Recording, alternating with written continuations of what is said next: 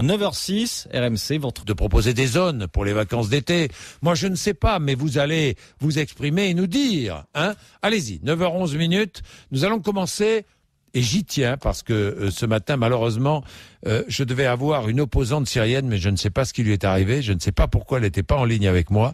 Elle devait être à 7h40 notre invitée. Elle s'appelle Lama Atassi. C'est une figure de l'opposition syrienne. On devait parler de ce qui se passe dans son pays. Eh bien, Stéphane est d'origine syrienne. Sa famille est là-bas. Et je suis très content qu'il témoigne. Il est à Paris.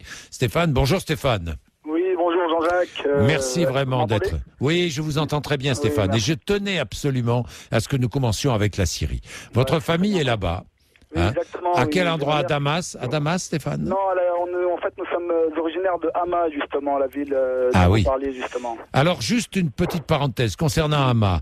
Il y avait, paraît-il, 500 000 personnes vendredi dans les rues d'Hama. Hama, c'est une grande ville, Stéphane? Non, justement, c'est ce que je trouve assez aberrant, puisque la ville représente en tout, avec ses banlieues, 500 000 personnes. Donc comment peuvent sortir 500 000 personnes dans les rues? Venues de partout, Stéphane. Venues de partout, c'est-à-dire, je vous dis que Hama et sa banlieue représentent 500 000 personnes. Oui. C'est une petite ville, à peu près la 5e ville de Syrie. Il y a eu en effet des manifestants qui sont sortis le vendredi, et qui représente à peu près 10 à 20 000 personnes.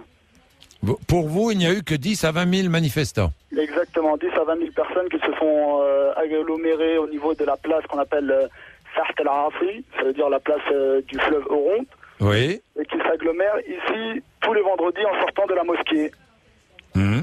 Voilà, et donc je voudrais témoigner aussi justement de l'impuissance face à ce qu'on peut entendre un peu tout et n'importe quoi sur la Syrie, à savoir que, certes, il y a des manifestations, mais cela ne représente absolument pas la majorité de la population. Pourquoi montrer à tout prix des vidéos prises sur un portable représentant à peine une centaine ou voire 500 personnes, en occultant à côté des millions de personnes en soutien à la Syrie, notamment en France et partout dans le monde. En soutien au président Bachar al-Assad. Au président et à la Syrie, en particulier à la Syrie. Non, mais attendez. Ce n'est pas que pour le président. Cessez de faire des amalgames. Je suis désolé, il y a des amalgames partout dans tous les journaux. Mais s'il y avait peu, Stéphane, pardonnez-moi. Mais à la Syrie. Moi, je vous dis, ma mère revient de Syrie il y a 2 semaines, elle est revenue. Elle est revenue presque en fuite parce qu'elle a reçu des menaces de mort, parce qu'elle refusait de soutenir ces gens-là. Je suis désolé. En Syrie, aujourd'hui, il y a des bandes armées qui viennent terroriser la population. Ils les terrorisent. On a menacé de brûler notre maison sous prétexte qu'on ne participait pas assez activement aux manifestations. Alors je suis désolé, je veux rétablir la vérité. Il y a eu des morts, certes il y a eu des bavures policières. Ça c'est un fait indéniable. Mais n'oubliez pas de dire qu'il y a aussi des gens qui ont attaqué des policiers, notamment dans ma ville de Hama où j'étais très choqué de voir un policier pendu et mutilé après sa mort. La vidéo est disponible sur YouTube. Et les gens ne s'en cachent pas. Il y a des gens qui meurent tous les jours de ces bandes armées, qui veulent à tout prix foutre le chaos en Syrie. Je suis désolé, cela ne représente pas du tout la majorité de la population. Et la majorité de la population est contre ce chaos. Mais Stéphane, moi je veux bien croire qu'il y ait peu de manifestants et qu'il y ait peu d'opposants au régime syrien. Alors pourquoi est-ce que le régime syrien fait donner l'armée, les milices, la police? Je vais vous dire une chose. Quand on a 120 policiers qui sont tués en l'espace de 2 jours, il faut envoyer l'armée. C'est que l'effectif policier ne suffit pas. D'ailleurs, on peut le remarquer ici même en France, un pays qui se dit être démocratique, où on préconise d'envoyer l'armée à Sevran, une petite ville de banlieue, car la police ne fait plus face à certaines bandes armées. Alors je suis désolé, à un moment donné, il faut dire stop. Il y a des gens qui sont armés et qui terrorisent les populations. Je vous le dis, aujourd'hui, je devais descendre cette année en Syrie, je n'ai plus le courage d'y aller car j'ai peur des représailles. Oui. Car, tout ce qui est assimilé pro-régime ou je ne sais quoi est considéré comme un traître et donc puni de mort. Je suis désolé. Et tout ça... Si j'ai bien compris, on est puni de mort de tous les côtés en Syrie aujourd'hui. Non, je suis désolé, puisque regardez justement la contradiction dans laquelle vous tombez. Allez-y, Non, mais si vous dites qu'il y a autant de manifestants, c'est qu'il y a une possibilité de manifester.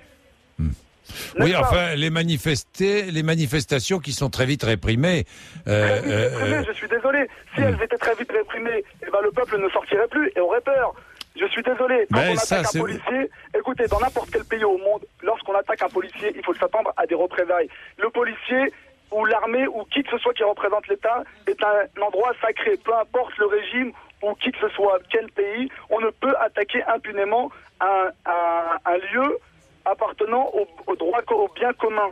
Tout simplement. Aujourd'hui, comme je vous dis, il y a des gens, nous, en Syrie, certes, il y a un régime qui dure depuis 40 ans. Je suis d'accord, il dure depuis 40 ans. Un régime qu'on se transmet de père en fils. Qu'on se transmet.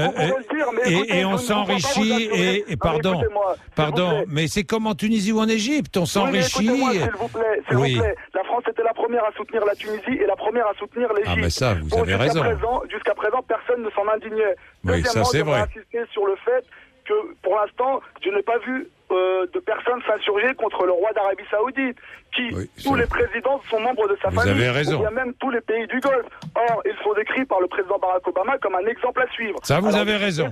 Alors, je suis désolé. Au contraire, nous ne sommes pas un pays le plus démocratique du monde, mais on a quand même certains droits. Il y a quand même certains droits. De plus, j'aimerais ajouter, Monsieur Bourdin, que je suis extrêmement choqué que vous disiez dans vos propos des termes confessionnels du type le régime alaouite, le régime ceci. Je suis désolé, en faisant ça, vous ignorez totalement la composition de la société syrienne qui est une mosaïque de oui, les alaouites sont ultra minoritaires en Syrie. Ils ne sont pas ultra minoritaires, ils représentent 20% de la population. Cela étant, ce n'est pas une raison pour les stigmatiser et pour mettre. Non, mais je stigmatise pas. Je dis qu'il y a des risques d'affrontement confessionnel entre les différentes familles. Attendez, moi, c'est ce que je dis. S'il vous plaît. Oui. Le premier ministre actuel, Adel Safar, est un sunnite. Tous ces ministres, la plupart sont soit sunnites, soit chrétiens orthodoxes, soit chrétiens maronites. Je suis désolé. En Syrie, on est un pays en premier lieu laïque. On est laïque.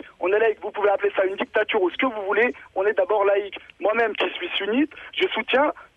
Je ne suis absolument pas d'accord avec cette bande de salafistes qui terrorise la population. Je suis désolé. Je suis absolument désolé. En Syrie, nous sommes multiconfessionnels. En Syrie, nous nous aimons les uns les autres. Entre chrétiens, il n'y a jamais eu de problème. Je vais tous les ans en Syrie et je n'ai jamais ressenti aucune gêne, que ce soit vis-à-vis des alaouites, que ce soit vis-à-vis des chrétiens. Mon meilleur ami est un chrétien.